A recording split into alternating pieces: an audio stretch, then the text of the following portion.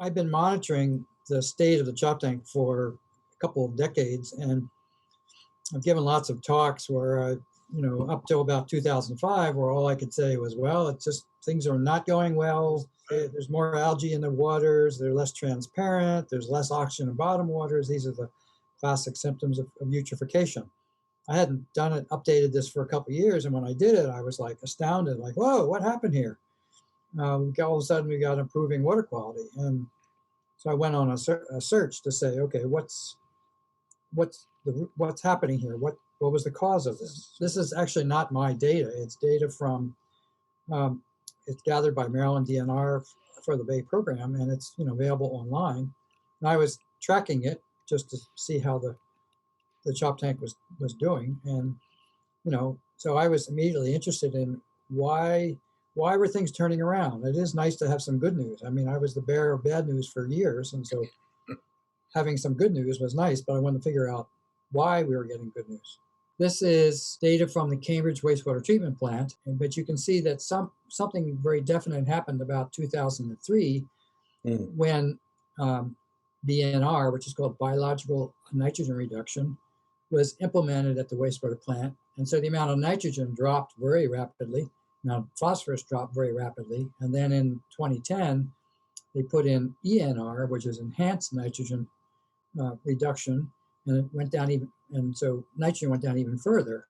So we had about a 80% reduction in the amount of nitrogen that was coming into the Choptank right at the Route 50 bridge, and about a 90% reduction in phosphorus. Line here is that when we make public investments in improving water quality, here's an example where it pays off. So we have now water with less algae. We have more oxygen in bottom waters for the survival of oysters and fish.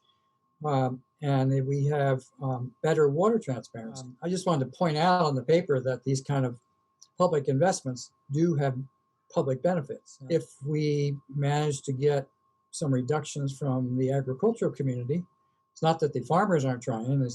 I think the problem with the agricultural community is the way they are approaching it. That's a whole different story. But agriculture is the biggest source of nitrogen and phosphorus. You can imagine the benefits that we'll get in terms of water quality when we start to get the agricultural losses under control. Basically, the wastewater treatment plants are the low-hanging fruit. It's easy, there's each plant has one it's the towns operate them, so they're easy, and they're easy to deal with. When you're dealing with agriculture, you've got, hundreds or thousands of farmers with varying attitudes towards water quality and, cooperativeness. Our experience in and we've worked with farmers for about 7 or 8 years now in the watersheds, and what we found is that many of them are willing and able to put in more best management practices, but they're not, the whole program of putting more best management practices on farmland is not very effective. You can put a best management practice anywhere you want, and it's completely voluntary, and farmers end up having to pay for part of it. Yeah. So, and a lot of times they get almost no benefit. So it's not surprising that many best management practices are not widely used because it costs them money. Farmers are small businessmen. They have mortgages and bills to pay, and so we need to take a fresh look at the way best management practices are applied on farms, and how we encourage farmers to do it, and we need to increase the number and the density of best management practices on farms, and then we'll see more improvements like we've seen from the upgrading of this wastewater treatment plant.